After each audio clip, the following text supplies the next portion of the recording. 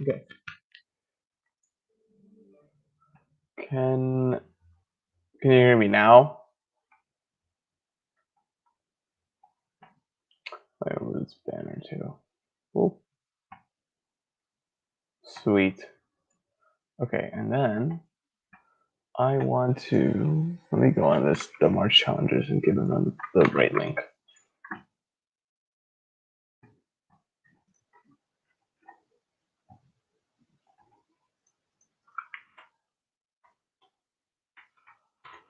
Okay, sweet.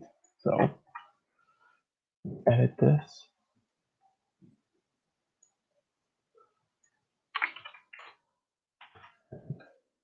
Update on event.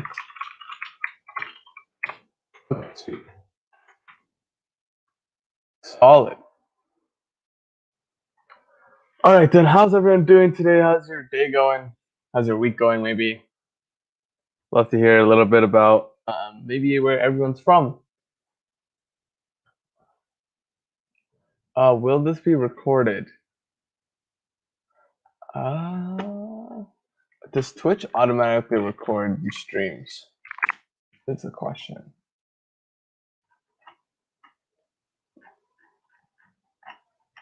I don't think so. Okay. Twitch has this function. Okay, so I'll do my best to figure out whether or not this gets recorded. Unfortunately, I'm like, how do I MLH? Is this possible? Yeah, okay. Sweet. So if you go on the Twitch website and you click on the MLH logo, it shows you a video of all the past streams that we've had. So since that's the case, you'll be able to, you could just watch the recording after I finish it. Does that sound good? All right, sweet. Aw, very bad week. That's unfortunate.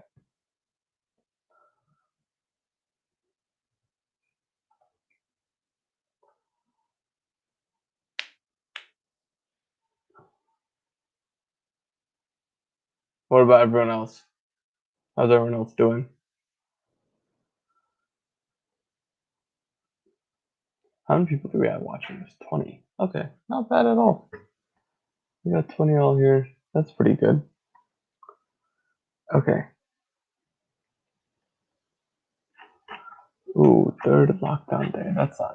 Well, living in a country where we've been in a lockdown since probably March, just used to it at this point. So,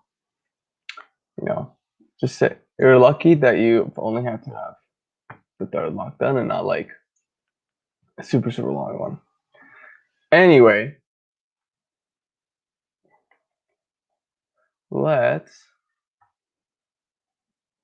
let's get started. School ended for you. That's awesome. Like school ended? School ends in March? Oh, I guess maybe are you from where are you from? Where school would end? Cuz like here in the US, school ends on like high school ended for me in like June and college ends in May.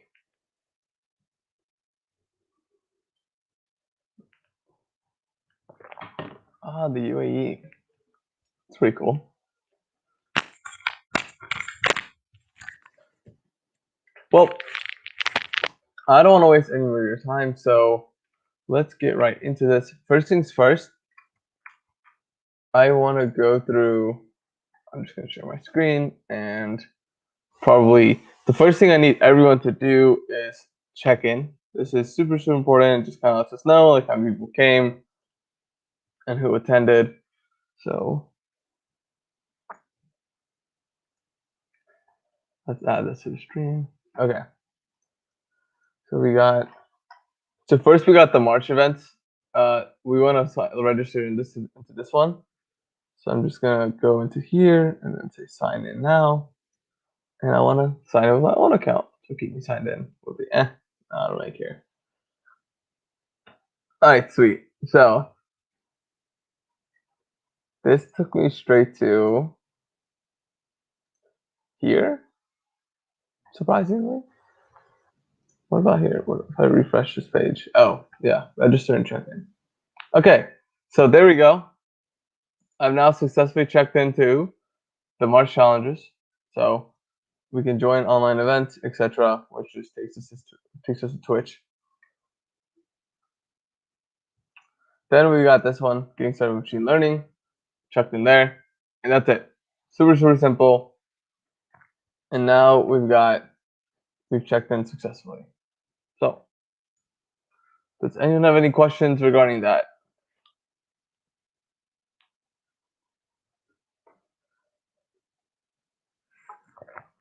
Sweet. Glad to see it's not that that y'all got it. Lastly, I'm gonna put this in here.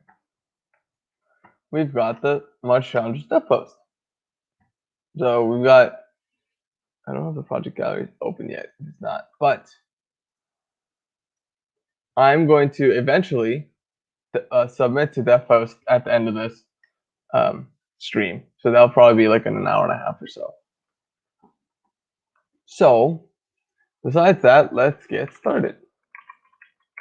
So there's a couple ways that we can do this. My suggestion is to go onto Colab. And the reason I want to take Colab instead of like just your own Python that you have just in your desktop is just because this is gonna have everything you need installed already. So you might as well just use this. I mean, like, no harm, no foul type situation. So it has all the machine learning, like a lot of the big machine learning libraries installed. And so the ones that we're gonna need, let me open this and put this here. And so because I want to make this like a smooth process, I did type up a decent chunk of the code already. And the main goal that I want to do here is really just walk through all of it with y'all. And because like last time I ran one of these, it was more of a me figuring everything out live, and then I wasn't able to completely finish the task, and I wanted to make sure that the task was finished this time. So the first things first is we want to import all of these tools. And if you click the run button here, you'll see how it's giving you like a check mark. And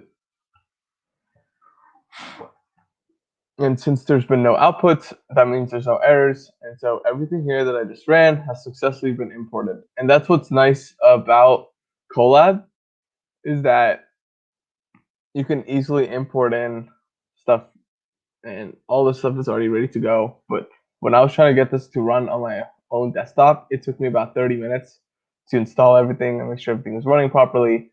You need to get if you're gonna do this on a desktop, I would take it Anaconda, but it would just be 10 times easier for you to follow with me if you were to just go on here and create this. So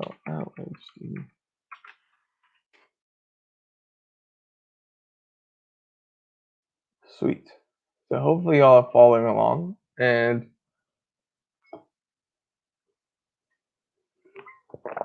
you can type this up real quick. But the first thing I want to do now is I want to just get some data. Data. And so the data the way you do that is you can see, like, I'm just gonna create a data frame. We're gonna call this. And so the way you use that is there's this thing right here, which is the Pandas Iterator. So you go web.data reader. And so this has a bunch of different parameters that it's going to need. So the first one's going to be like what picker we're going to look for. So let's just look for Apple. It's pretty common. A very, very famous company. I'm sure all of you all know about it. And let's just look at the Apple stock and see how it's doing. So we're gonna get this from Yahoo. Yahoo Finance has like a lot of data, and so we might as well get our data from there. Now, these are two important parameters, which is the start date. So I'm gonna make the start date, let's just say 2013. Go to start of the year, and let's end it today. 2021 03-03. Okay, sweet.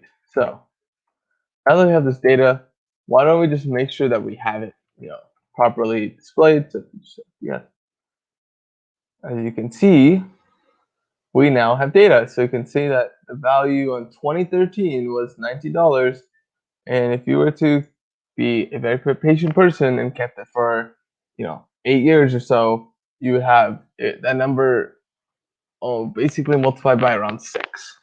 Almost, actually, it's very close to 7, I'd say. Okay. Yeah. No, I was reading this wrong.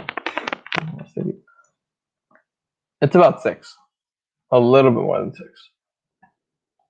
So that's that. And now, how about we display this? So there's a lot of data, and you can see there's all these dots in the middle. Why don't we try to display this data so that we actually have a better understanding of what it looked like, for the past 8 years? So the way I'm going to do that, I'm going to say PLT, which we imported in right around here. PLT dot figure, and I believe this is just like parameters for it. So we're just going to create the size 16 by 8, which is just 1 by 2, and that's just the size that we really want. This is something you can mess with later if you care about the orientation and whatnot. And I'm just going to call this price history,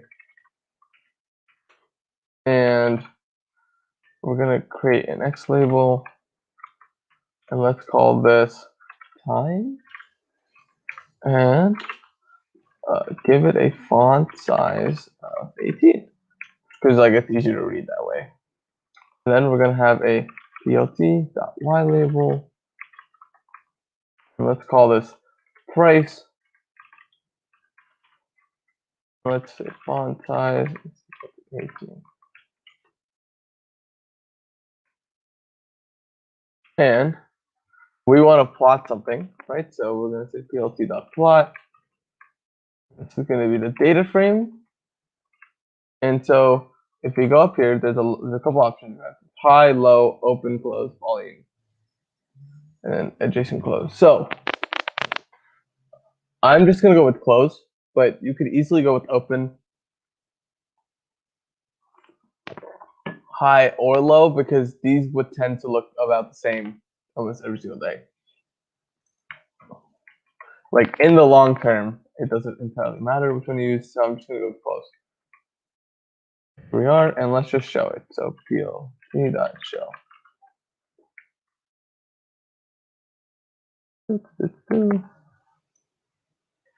And boom, 6. So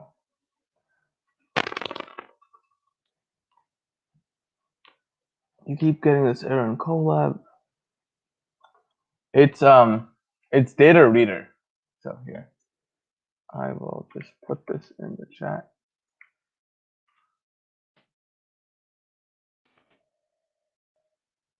Yeah, so importing the right things is super important.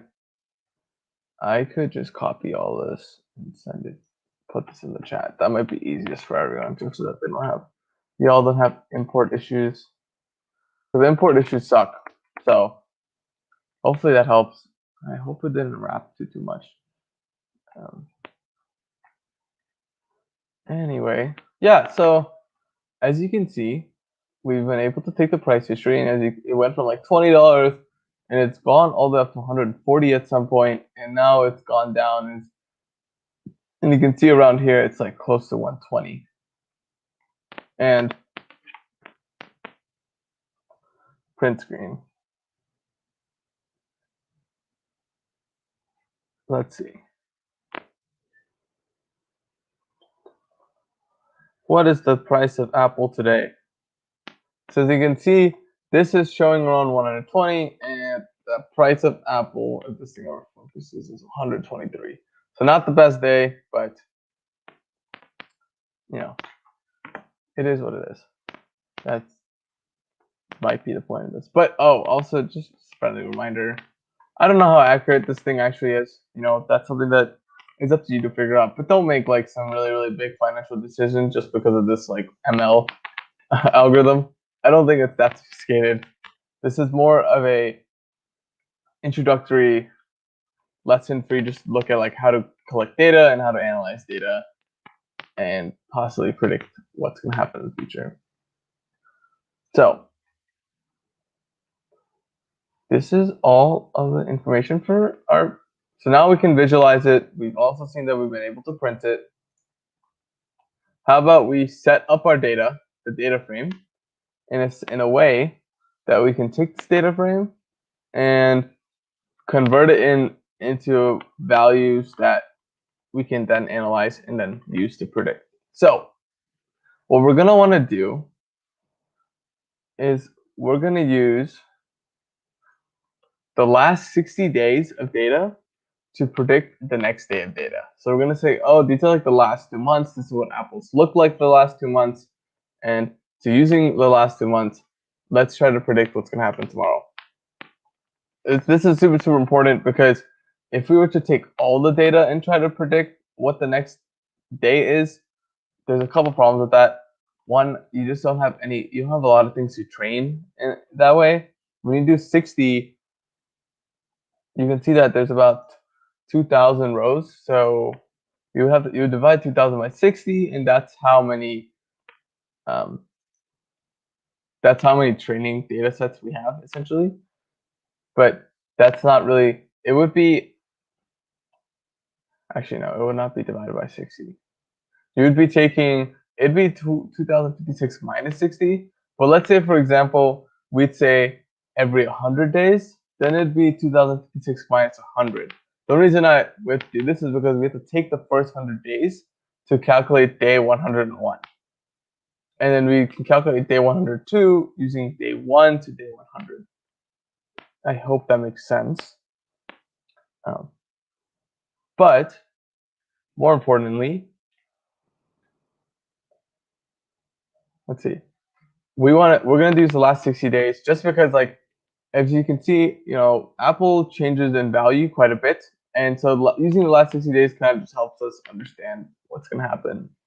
Yeah, sure, I can show you how to import the data.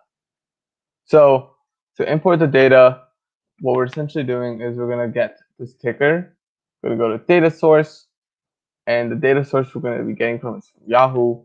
And these two dates here, these two numbers here, we can definitely fiddle with at some point in the future. In fact, I can show you right now. So let's say we make this 2010 and run it. As you can see, we got another 800 rows. And if I run this over here, you can see how the Apple in 2010 was like $7, which is insane.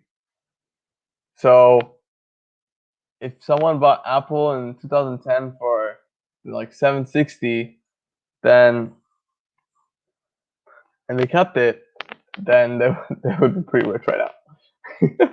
So put like, you know, $1,000 in, and for whatever reason kept it all until now. You can see how this number has like gone up quite a bit. That's about like 9 or close to 10 times. It is 10 times. It's more than 10 times actually. So $1,000 would become 10, which is very, very, very good return. Like 10 times return is incredible in my opinion. And so I mean, like, who doesn't want like a 10 times return anyway? I'd be happy with like a 2 times return. So that's how we show the data, or how you import it all. And now what I was talking about was how we're going to use the last 60 days of data to predict the next day. So let's set that all up. And so the first thing we want to do is, where's my cursor? We want to make this we want to make this array into a NumPy array. So we're just going to say df data frame is equal to df.filter, and so this is just going to take all this and just keep it to simply this one column, because we don't really need all this information. What we really just need is like the price of that single day to predict the next day. Maybe you could add that as another label eventually. It's like, oh, like if we have all four numbers, this is what the close looks like. But for this example, we're just going to keep it to one label. Now I want to convert this number into so I'm just going to say here, filter, just close column.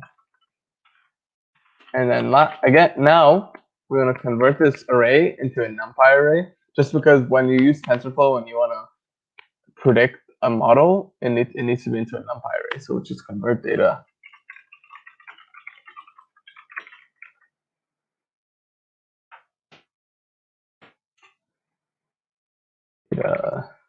Let's just call this data set. So this now we got the values, and now let's create a training data length number, so we want to train around 80% of our data. This is something you could obviously change later on, but I'm just going to say let's train. I'm just going to call this training length, and this is going to equal to our data set, len data set, and let's multiply this by 0.8. But what's important is, if we're going to use this right here, let's make sure to take this and convert this into a actual integer. So we're going to say math.cl, and ta-da. Right, sweet. So also I should probably make this anything. So I'm just going to call this data, which was right here. So we got this data, and now we're going to say data set is equal to data.values, and training length is going to equal to this. So just for, I think let's just print this out and see what, oh, this is filter, just misspelled.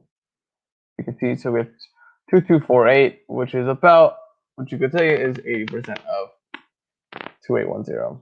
So solid. Now we have our data set and now to the NumPy array. Now what we want to do is we want to scale this data into a number between 1 and 0.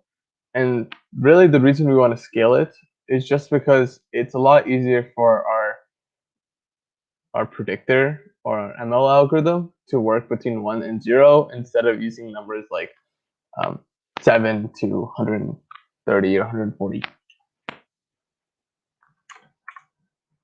So I'm just going to say scale. Darn, a lot of water.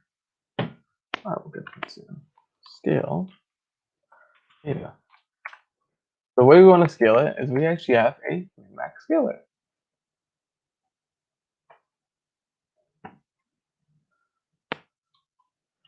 Scalar is equal to min max scalar feature range.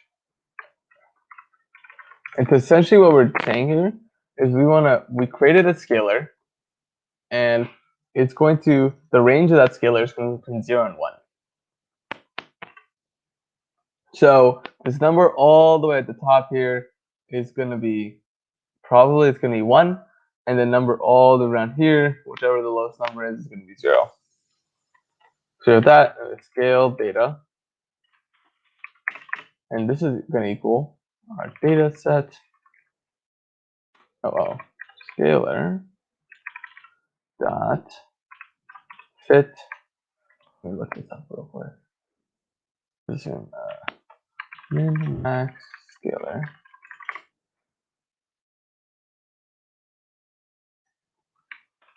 fit underscore. Oh, that's it. Fit transform. Form. So what we want to fit here is our data set. Cool. Now we have scale data, which if you want to view,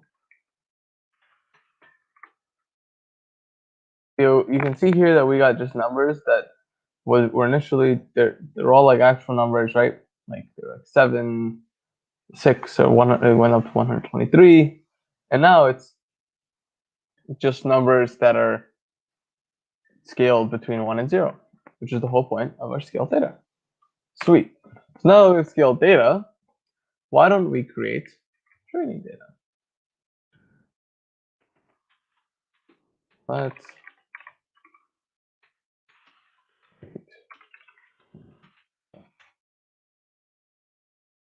train underscore data, and this is equal to scale data.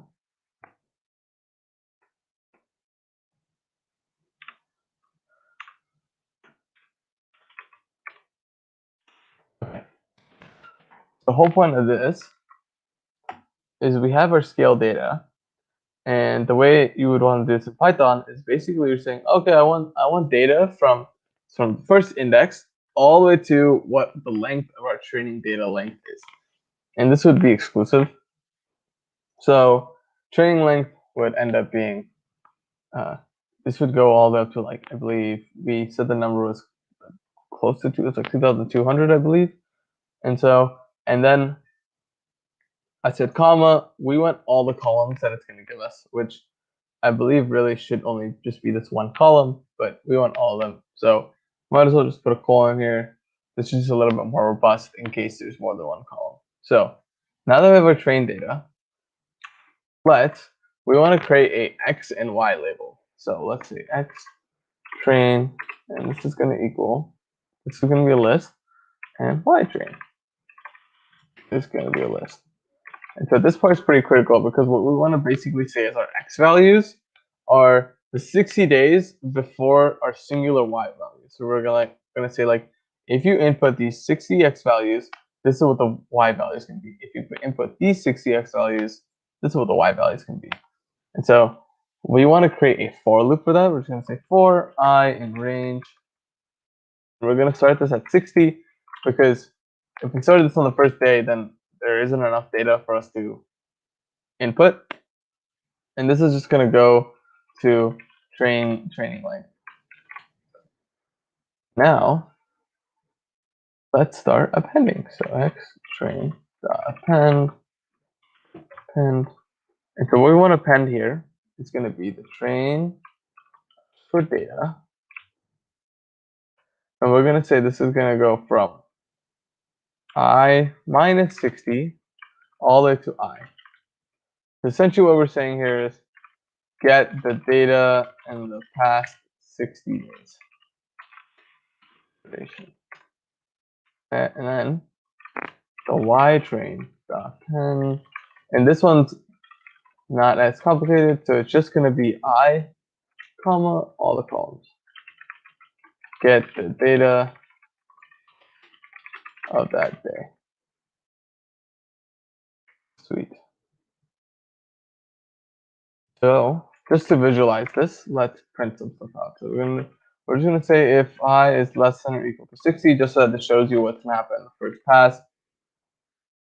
Let's print X train, print Y train, print this. Okay.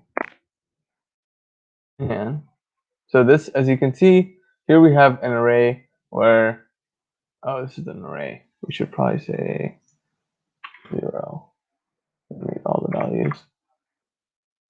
A little bit more complicated. There we go. So this is still an array, which is okay because that's I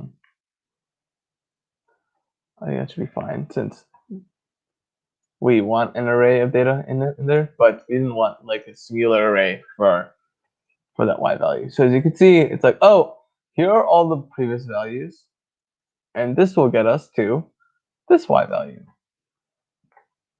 And so we have this for the entire all the 60-day iterations, we're like, oh, and if you look at the past 2 months, this is what the Apple stock value is going to be. If you look at the past 2 months, we think this is what the stock value is going to be.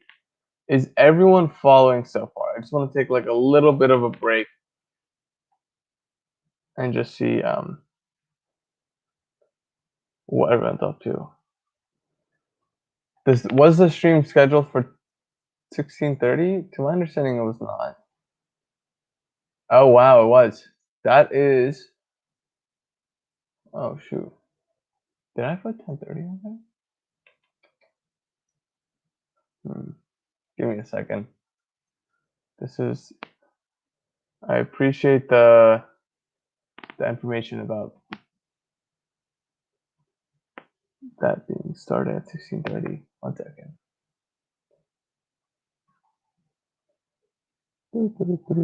Let's timer opens up to. Oh, there it is. Oh, that's my bad. I scheduled this about 2 or 3 weeks ago, and unfortunately, I guess I just started this 30 minutes early, and that's honestly entirely my fault. Yeah, I guess you could just watch the recording. I apologize for that. That's honestly entirely my bad.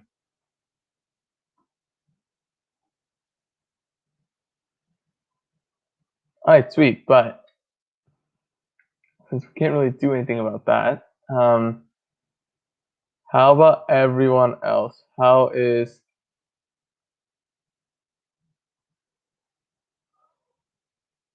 everyone else doing though? So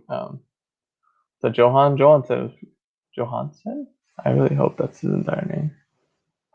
Since they're connected. He seems to be following well. How about everyone else? Is everyone else able to follow?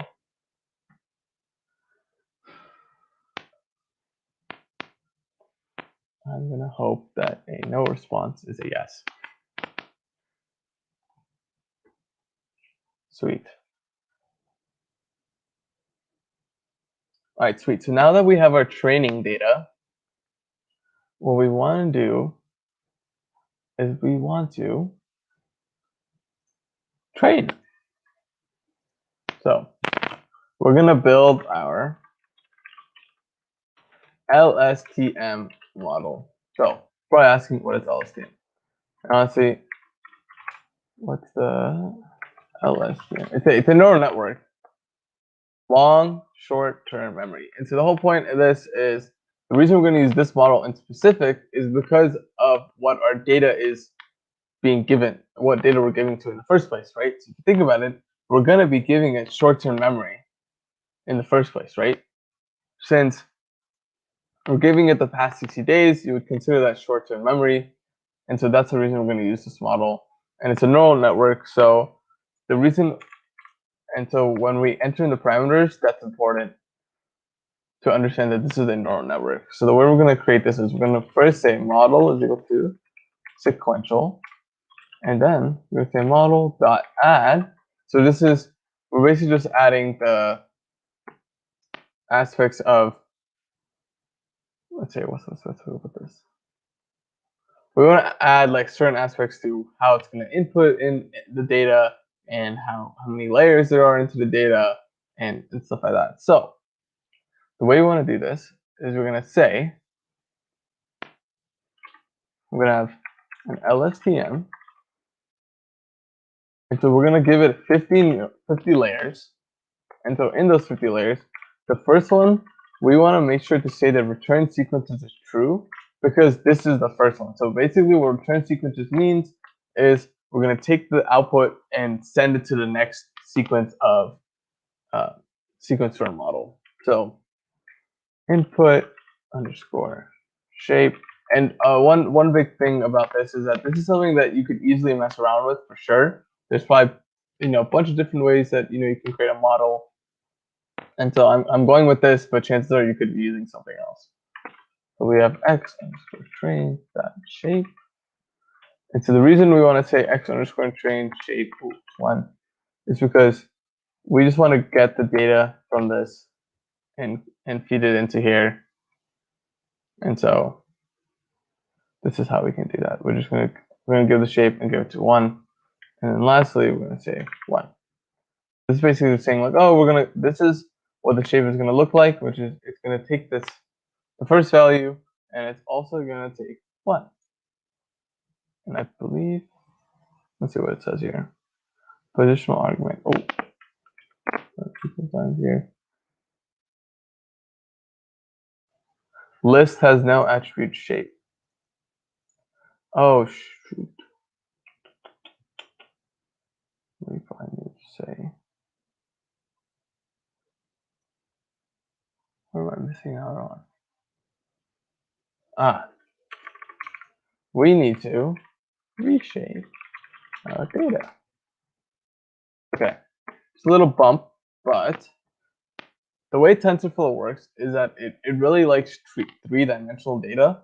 And the thing is, right now, our data is two-dimensional, right? It has our price value, and it's going to be correlated to time, and that's really it, right? So we want to give this thing more than just those two values, and so that we can do this, we can just say price value. We can say this is the date, this is the price value, and lastly, let's just add a singular 1 value. That way, it won't really affect the way the training works, but TensorFlow will be happy with it. So we want to first say x train, comma y train equal to x underscore train dot finish what the dot values. No, np underscore array train comma np y train. Okay, so now we've converted this into an np array. Let's reshape. So that's going to be x underscore train is equal to, it's np dot reshape, np dot reshape. It is. All right, sweet. So we're going to say x train. So first, more importantly, I just want to see what if the values look right. So let's just x underscore train dot shape, and it is complaining about this. Amazing. np underscore array. Oh, dot. There you go. Did I not save this? Oh, here we go. All right, so 2188, which should sound right because I believe the training length data is, it was like 22 something. So you would minus 60 into that value, and so that would get us this. So looks good to me.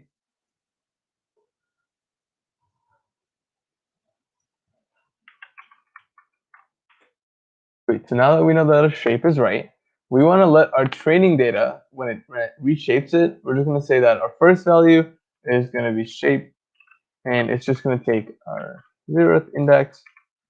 And oh, just a heads up, as you can see, this thing has 2088 and 60, and we want to make sure it has a 1 right after that. So we're just going to say this, then say x train dot shape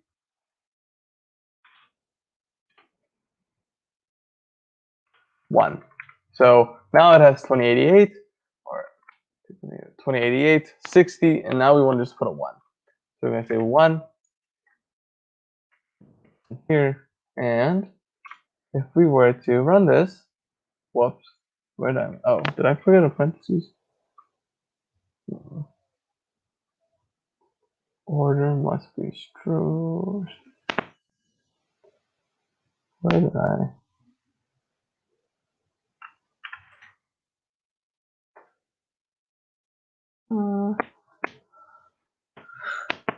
Oh. Do I have to tell it what to shape, right? Let me see. I think I need to put x train. And then this is the second parameter.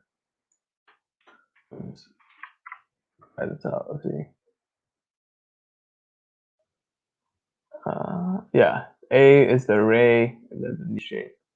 Whoops. Okay, so the first argument is the array that we're going to reshape, and then the second argument is going to be the shape that it's going to reshape to. So we run this. There we go. Sweet. So as you can see here, we have 21, 88, 66, and 1. So now it's gone from 2-dimensional to 3. So sick. So we just take this, and we're basically going to take the same exact logic, except now we just want to put Y train in it. So we're just going to do and boom. Y here.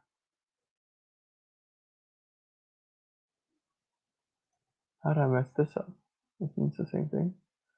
Index tuple out of range. Uh-oh. Oh, this should work. What's this? Oh, maybe delete.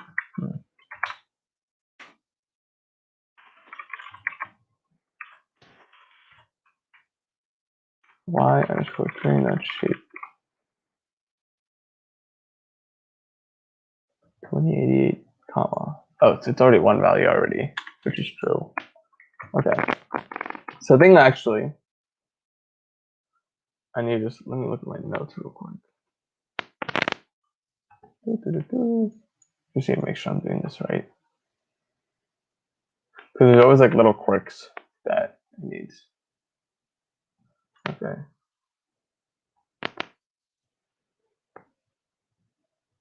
All right, sweet. So, my apologies. This is really all we have to do. So I'm just gonna say convert to numpy. And say this is reshape data. Cool. So now we're going to, so basically the first part's going to convert it, and the second part's going to reshape it. Looks good to me.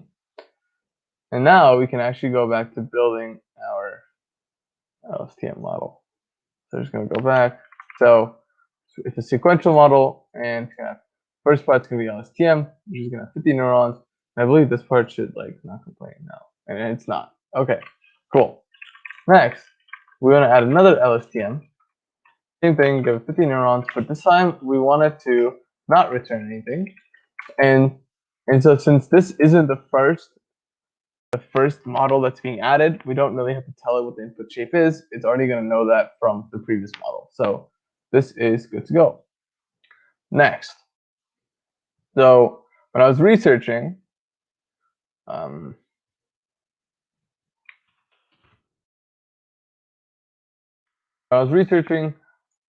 it was recommended to also add a densely connected neural network.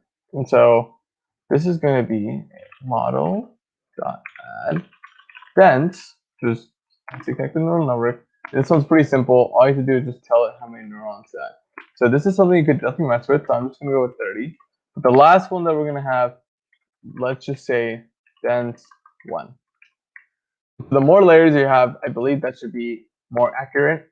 So this is obviously something you would end up fiddling with, but for the time being, I think this looks fine. So, sweet. Sick. And now, this is now that our model is completely set up, I want to create a new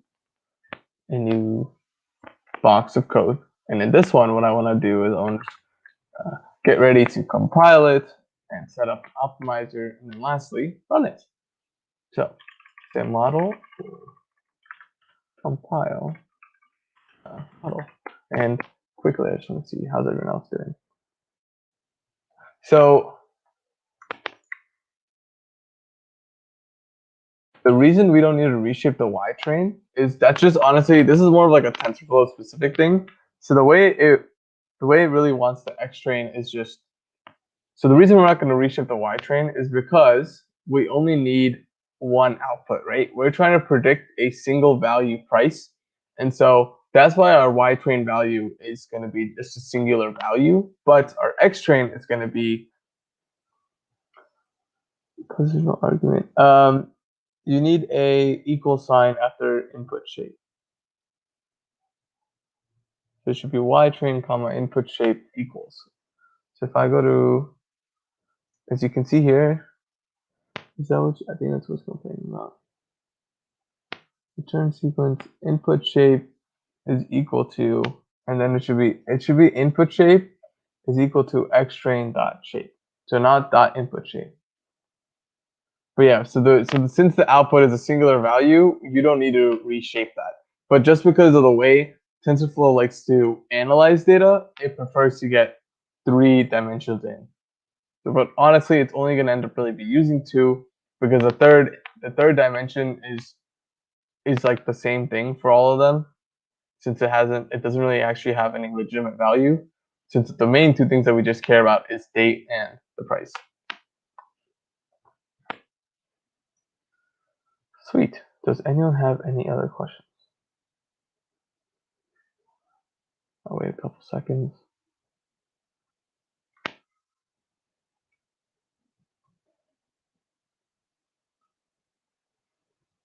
All right, cool. So in that case, let's compile our model. And so the way this works is there's an optimizer, and then there's a loss function. So I'm going to make the optimizer equal to. We could probably honestly just go with. Yeah, sure. So we can just go with this. And there's different types of optimizers. If you go to TensorFlow op.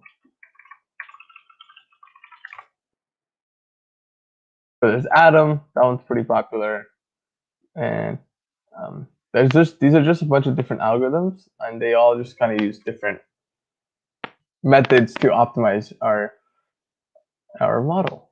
Oh, whoops, I moved the wrong thing. So this is our optimizer, but what's more important, or what's as important, is our loss function.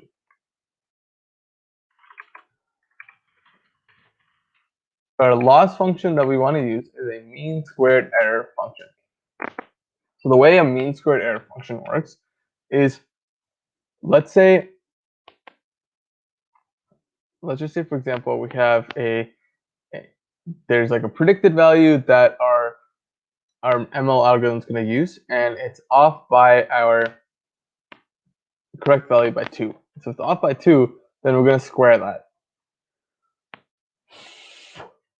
So the whole point is that, like, if you have a really big error, that's also going to be significant because it's going to get squared. So it's not going to just be 3, it'll be 9, right? So that's our loss function. And now we want to fit it. So we're going to say model.fit. And so in here, it's going to ask for an x and y, which is going to say x train, comma y train. And then it asks for batch size, which I believe we could just stick to none. And then it'll ask for number of epochs, which in our case, which is just 1. Verbose can be 1, which is just that just means it'll just show us what the current data, what its status is. So here we are, and we're going to say run. And let's see if it does anything. All right, sweet.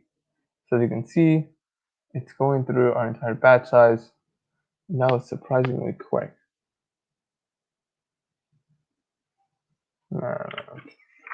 Let's say batch size is equal to 1. Perhaps this will help. There we go. Okay, so now it's actually going through all the data. And as you can see, it's going to take about a minute for this entire data to convert. So until then, I'm going to just scroll up a little. Let's see if I can just basically show you all as much code as possible. So here we are. So if you want to just catch up, here you go. I'm going to take a quick 5-minute break, just get water real quick, and I'll be back. So until then, you can just stick to watching this, and then I guess I'll play some music. Can I do that? I don't think I can, fortunately.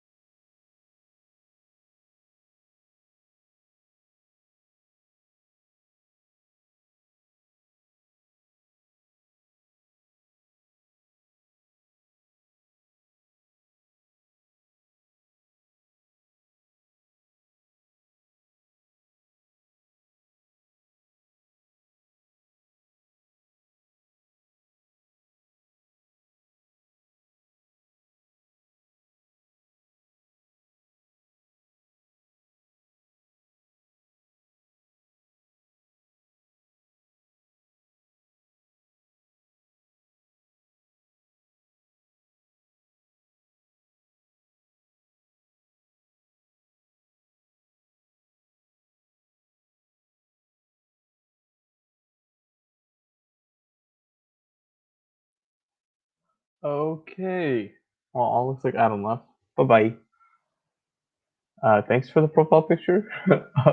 Compliment. Let's see.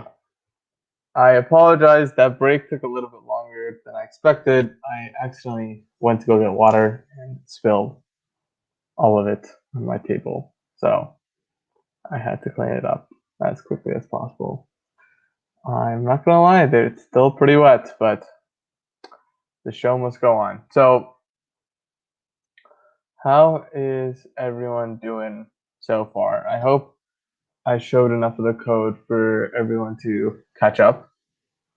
Oh, Johan. Sweet. Thank you. Thank you. I wasn't sure because it's all connected.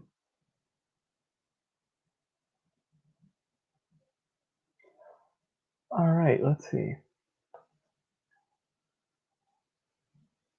But this is pretty solid progress. As you can see, our code or our ML thing has finished. And as you can see, the loss is pretty low.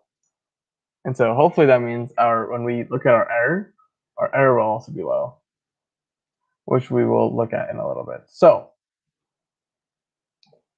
what we want to do now is we want to see how accurate our data or our prediction is on our testing data.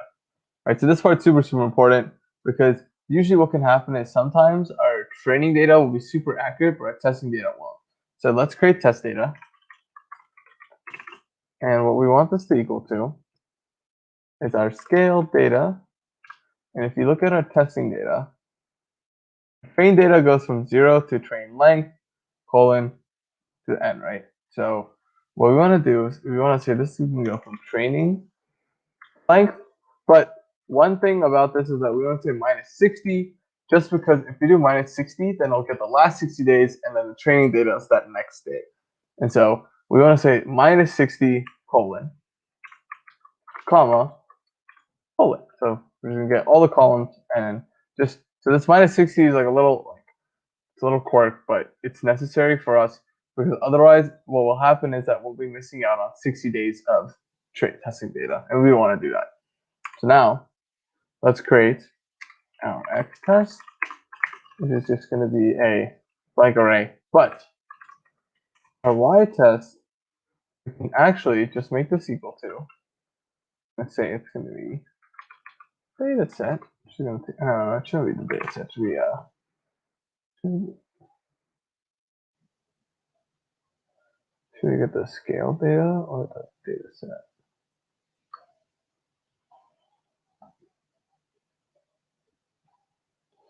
So the train data is scaled.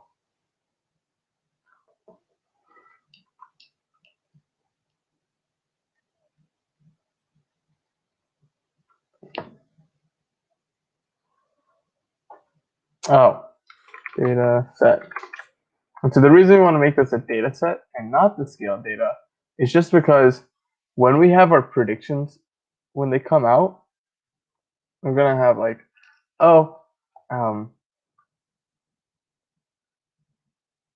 here's our prediction of, so when we're going to test it, we're just going to have an output of predictions, right? So our test data or our test run is going to be like, oh, like look at here's our outputs.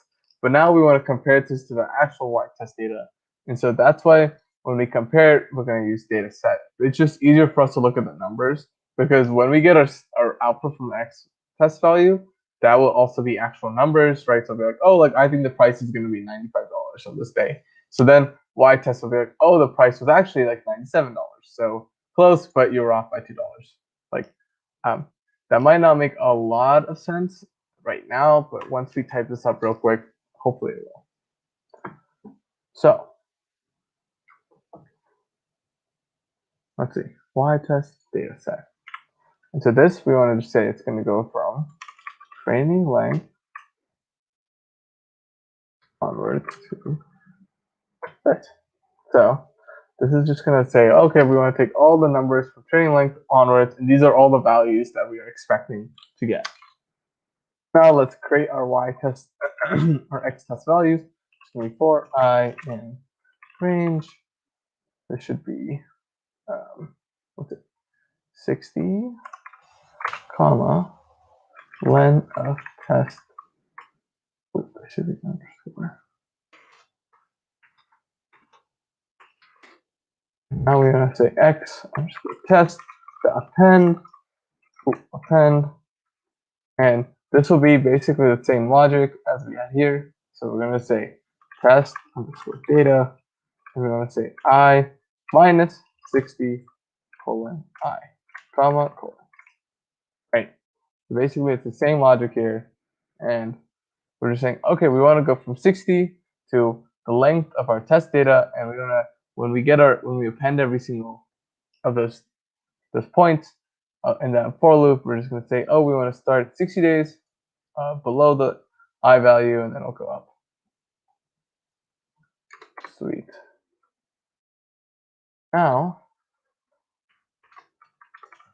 same thing as before. We want to just same thing as we did before, where we set up the x data.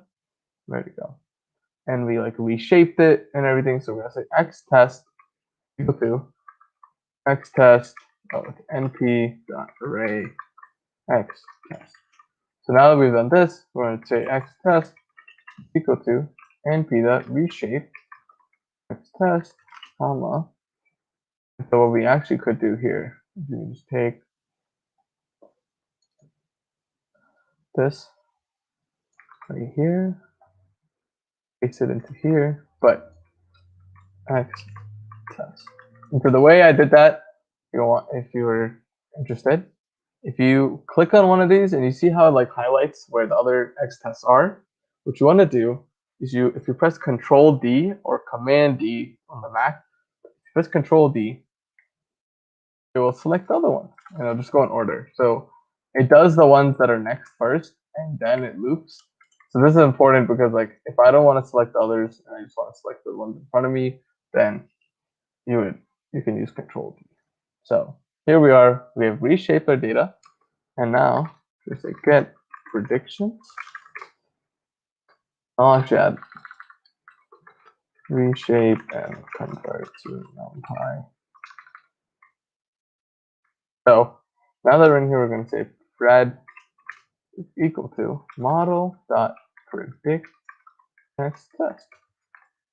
Now it should give us all our predictions. And now if we take pred, we're going to do a scalar inverse transformation. It sounds kind of important, or it sounds kind of complicated, but essentially what it's going to do, and I can show you.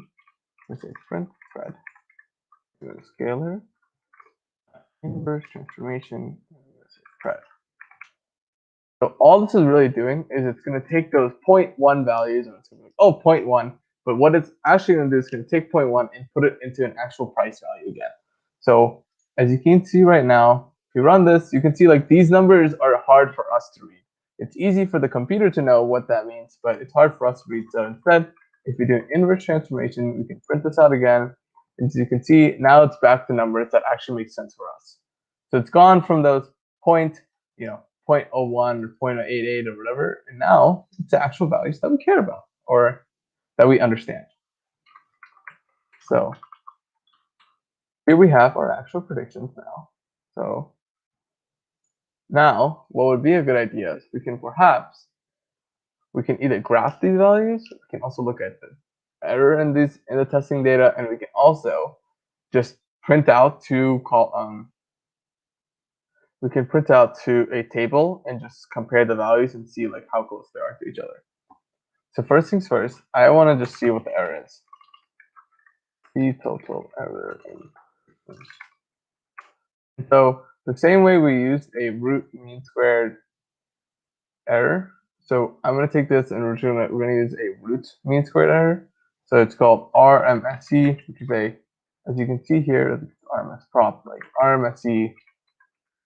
It's a very common way to see what error looks like. It's root mean squared deviation, and it's, as you can see here, it's like, oh, like how far are you from the predicted value? And so that's what like the R value usually is.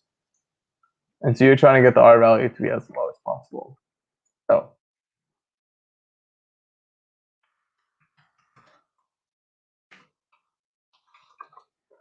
root, mean, and this is what we're going to say prediction, the pred value. We're going to subtract this to y test. So we're just going to see what the difference in those values are. and we want to square this.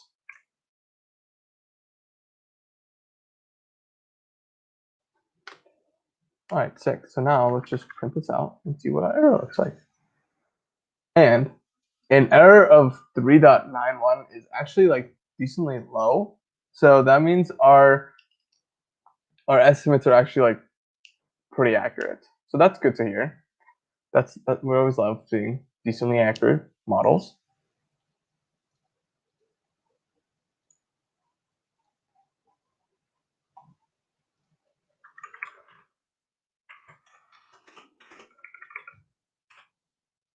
Now, but what I'm going to do here is I just want to set up some plot data.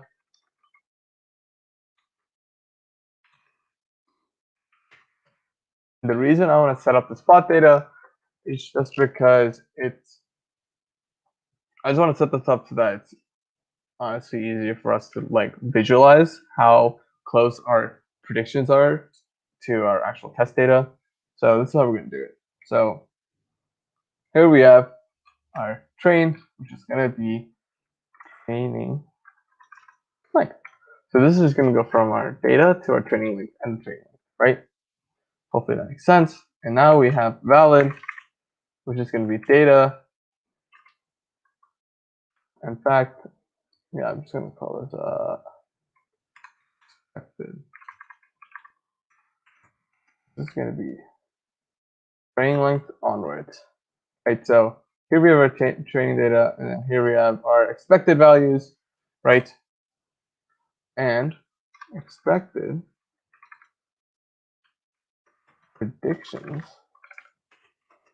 Okay, so what we've essentially done here is here we have our training data. Our expected array now has data, which is going to come from our training, our actual data. And then we also created another column. And this column is our predictions column, which will give us information about what our predictions are versus our expected values. Right, so let's visualize model. Let's say that. Okay, and so from here, for this, I'm just going to pull this from our whole plot. And let's change stuff up afterwards. So we got price history, this. Now the plot is really what matters here. So instead of saying df, which is like the whole data frame, let's say we're gonna get train. So now we've got train. Let's do test. And so this right now should honestly just look like what we had. But if you add another colon, another bracket actually, say close, comma, predictions, now it will be plotting both the expected values and the predicted values. Also, this is just for aesthetic purposes. I'm going to create a legend, which is going to be training value, expected value, predicted value. Set this up properly. Okay, so we do see here that test is not defined. Oh, it's expected. That's it. Sweet. Okay, cool. I wonder if I can make this slightly bigger. Oh, it's kind of small. Okay, well. Did I not change the size? Oh, that might be why. We forgot this one. So the PLT figure, let's just change the size. Makes it a little bit bigger. There we go. Sweet. So let's publish this image, the new tab. And you can see how, so our training value is right here, which is all the blue stuff. Our expected value is red. And you can see how it like closely follows, but you know, the predicted values are definitely like off, especially around here where you can see a lot of market volatility. So when the market is stable, it seems to be following it like decently close. But for example, like right here, when there's a sudden change, it went from around the start of 2020, which I believe was due to COVID. as you can tell. So when that drop in price came in, that's hard to predict, right? Like, how are you gonna? Obviously, it's difficult to predict that, right? Like, it's difficult to predict with COVID when COVID's gonna happen, um, and so that's just something that's hard to predict. But as you can see, because of that high market volatility, especially here, you can see that there's definitely a decent gap difference between the two. I'm sure that if you ran this code somewhere around here or even around here, you can see how like the market definitely got more volatile after 2020. Like, it's obvious. Yeah, sure, I can show the code. Here we go. But my but overall, you can see that it does follow closely or semi closely, and that's what's I think the cool part about looking at this data. Yeah, so I'm using Colab, which is it's basically the same thing as Jupyter Notebook, except if you use Jupyter Notebook, then that runs on your own computer or it could run on your own computer.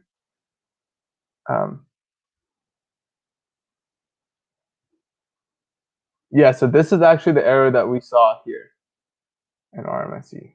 This is true.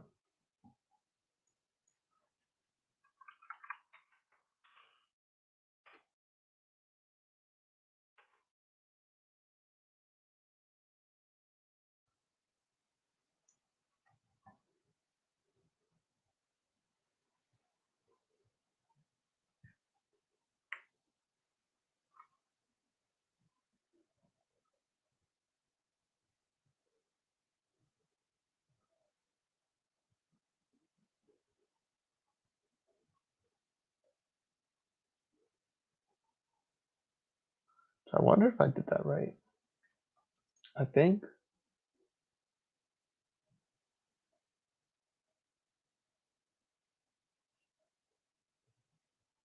Looking at the error.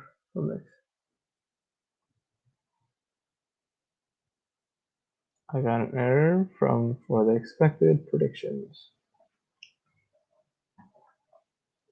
Wait, what line did that come in and see this? Was it on this line?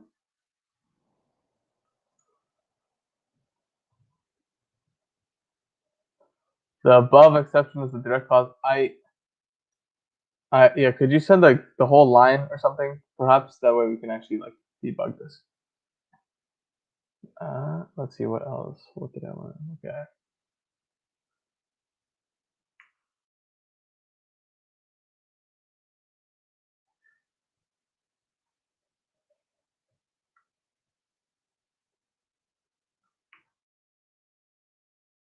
Oh, I wonder if I accidentally wrote the wrong curve.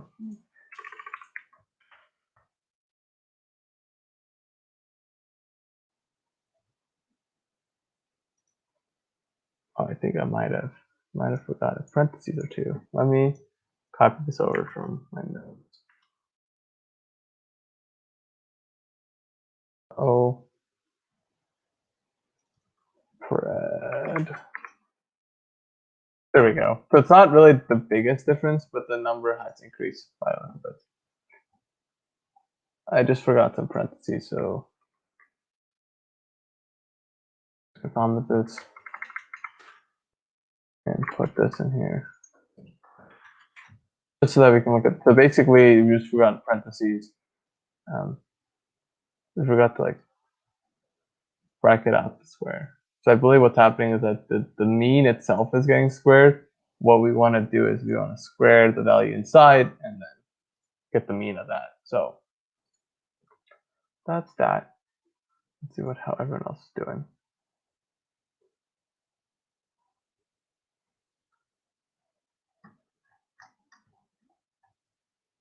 So this is really all we have for expected. So I don't know exactly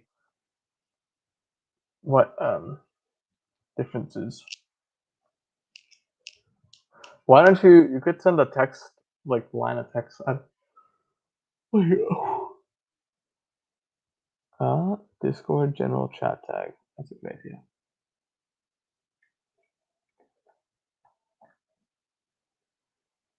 Yeah. Just put it in general.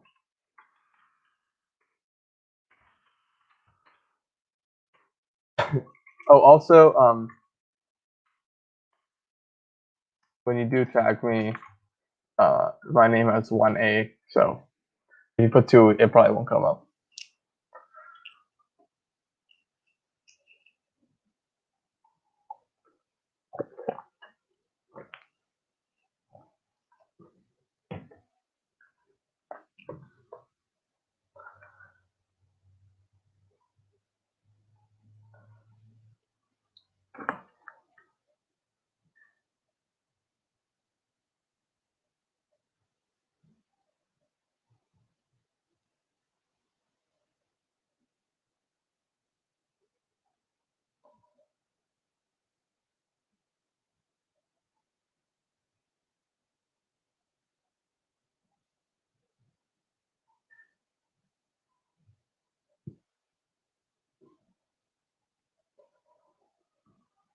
Let's see if it's in there.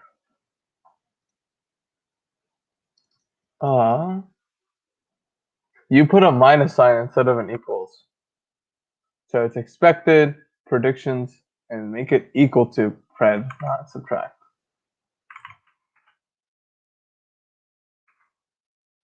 So you put this, and then it was a minus sign, it's actually an equal sign. Really it.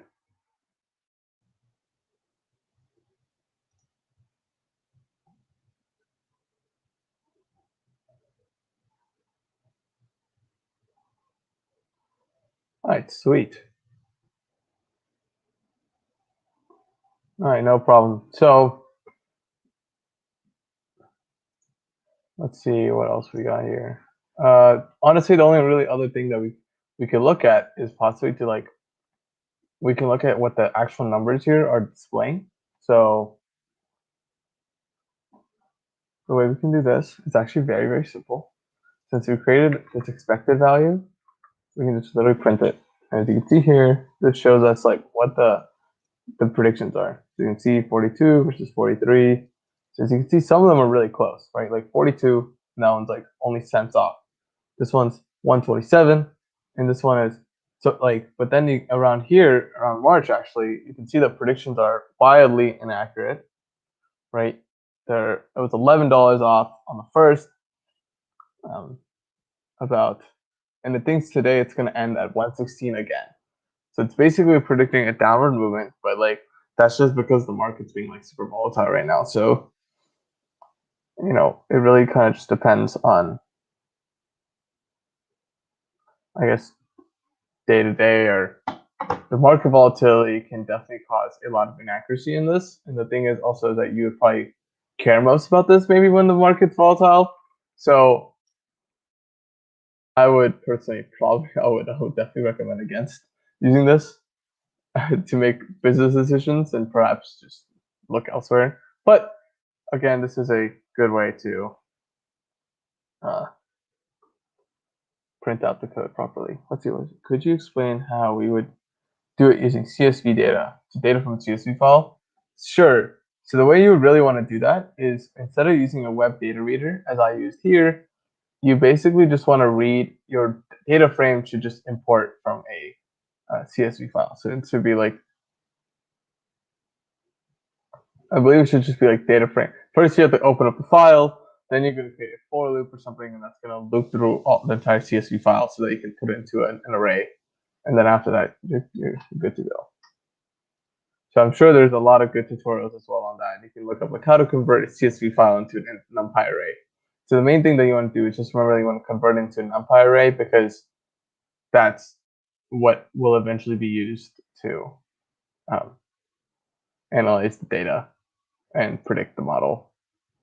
So real quick, let's just try to predict what the value will be for tomorrow, right? Since we have this, we have Apple quote. Let's just call this quote, and we can actually just get this from today. Cool. So here we have our data, right? I want to create a new data frame. And the only reason I really want to do this is just so that we don't mess up the first one. Just a quote, filter, close. All right. Now, since we want to predict the day for tomorrow, we want to get the last 60 days of data, right? Last 60 is equal to new df, and this should be negative 60 colon. Oh, you want to say this? Negative 60 colon. So that's just how you splice. You're saying, oh, we want, instead of starting at the starting, we're going to start at the end and just go back 60. So this is going to last the most recent 60 days worth of data. Now, we want to scale the data, so scale data. Wait, and this is going to last.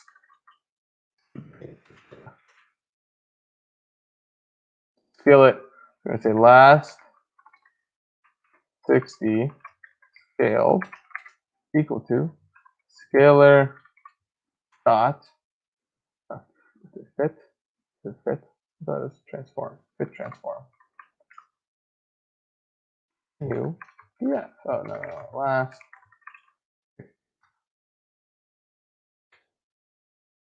what is it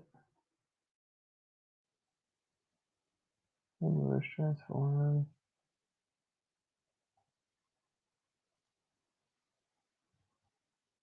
yeah scale data which is fit transform. I see. So now we have transformed it. Okay, X. We're going to create some in the last. I'm just going to create last 60. Let's say 60x. That's data. So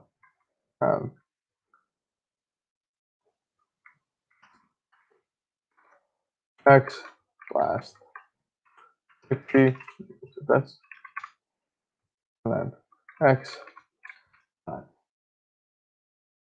last underscore 60 dot append. And so here we're literally just going to append the last 60 data values, right? The same way we did for the training data. So let's just take this. Put this in here. Okay, cool.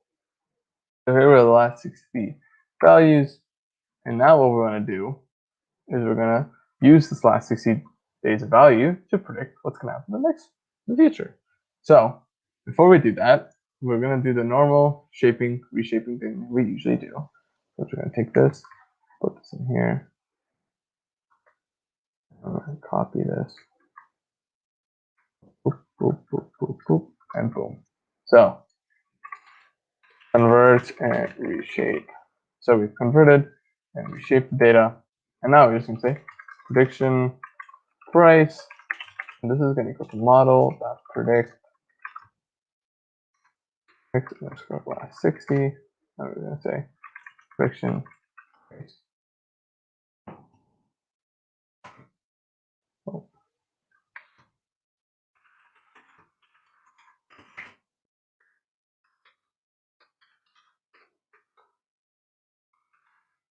Uh-oh.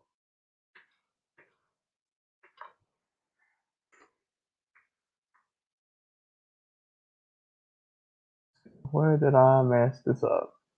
X is not defined. Oh,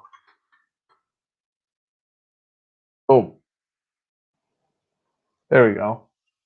So as you can see here, the prediction price for tomorrow is $125.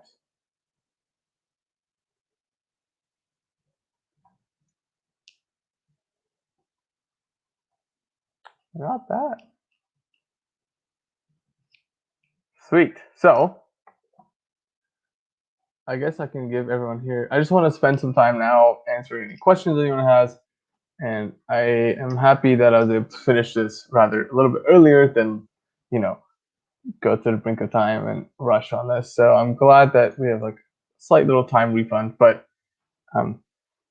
does anyone have any questions or anything to say about any of the stuff? So, but this is basically the end tutorial. I will. If no one has any questions, then I'll probably end up just submitting this to dev post. I'm calling it a day. If that changes. Huh.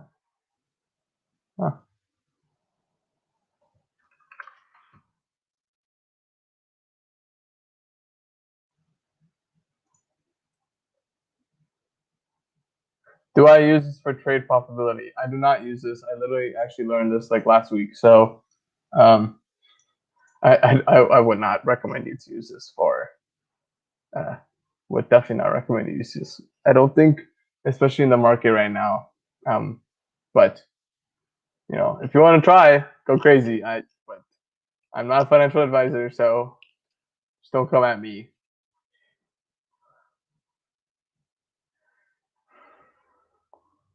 Quant Connect. I have not. That is something I'll look into though.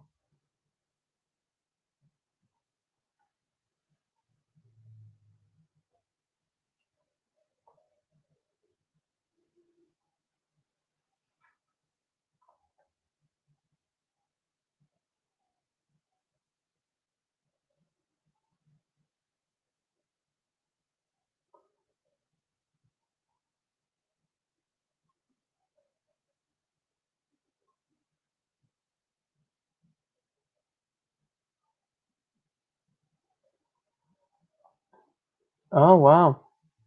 Quant Connect, huh?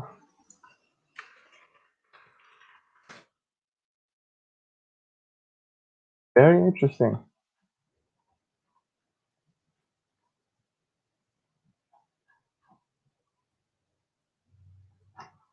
That's pretty cool. I didn't know that this would be like, oh wow. I guess that does make sense. Quant does mean quantitative analysis, right? It's like pretty big in business.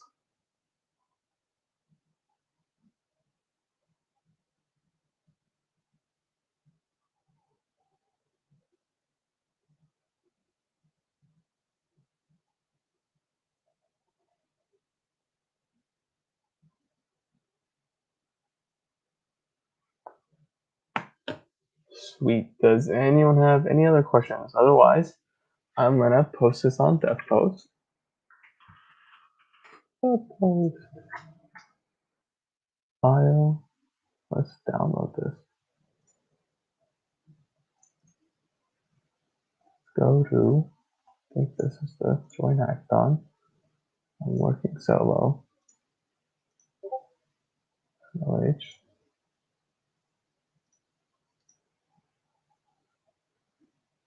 Great project. Using ML to predict the stock market. Edit thumbnail. You already know. Where's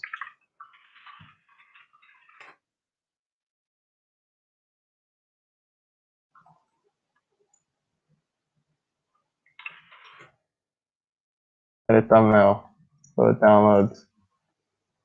There we go. Beautiful. Make money using stonks and data.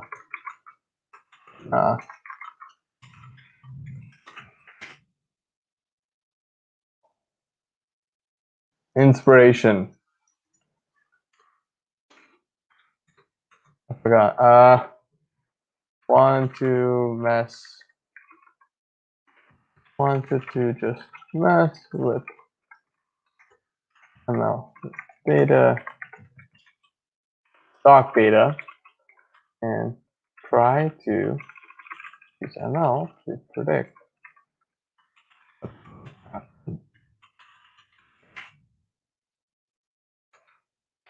Takes in Apple stock data, fix what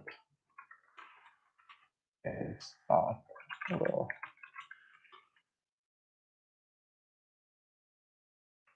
price. How we built it, whole lab. How this ran to run.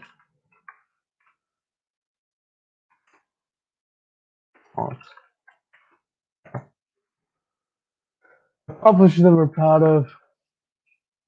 I don't know. I think I'm just gonna call it a day. More songs.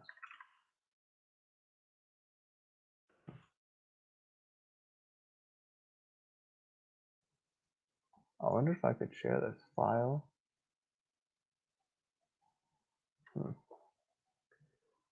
Save a copy.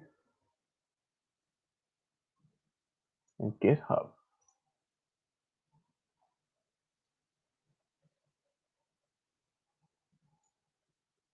Oh, and then it adds it to the repo. Okay, never mind.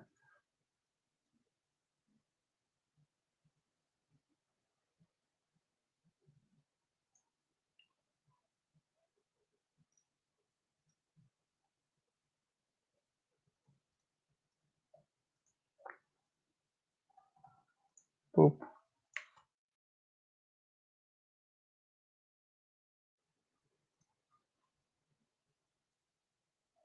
Today's the 3rd. Boop. Submit. Hey, I'm in. Alright, sweet. Oops. Check out the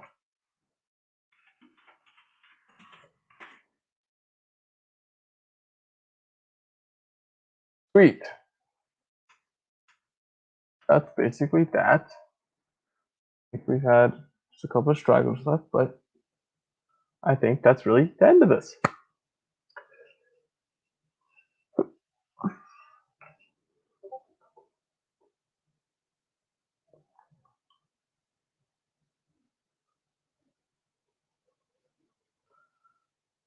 So if no one has anything else to say, I hope everyone here enjoyed this little workshop. So do you success? I'm not entirely sure what that means. All right, man. I'll see you later.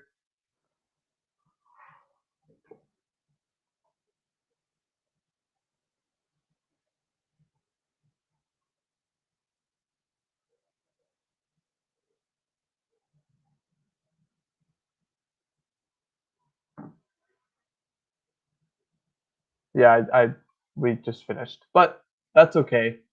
If you just joined, I'm about to finish, and you can probably look at the recording. Hello.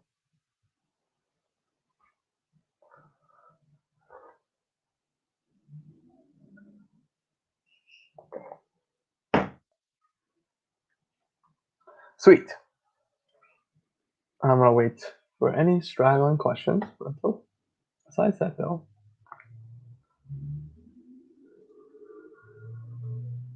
did I not?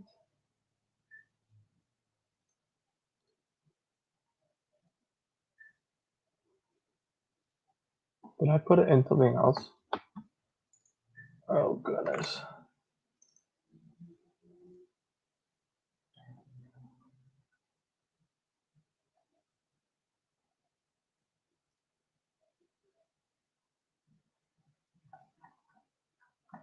Whoops.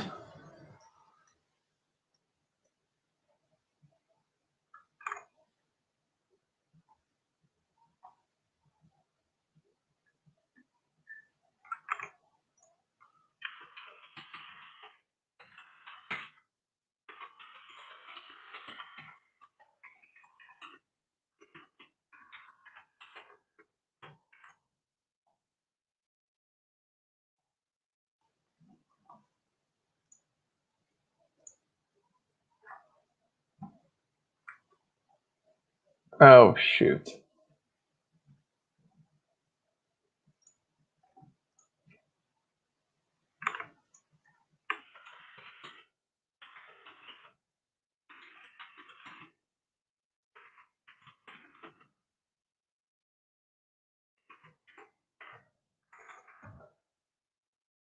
Discord link. Let's see if I could.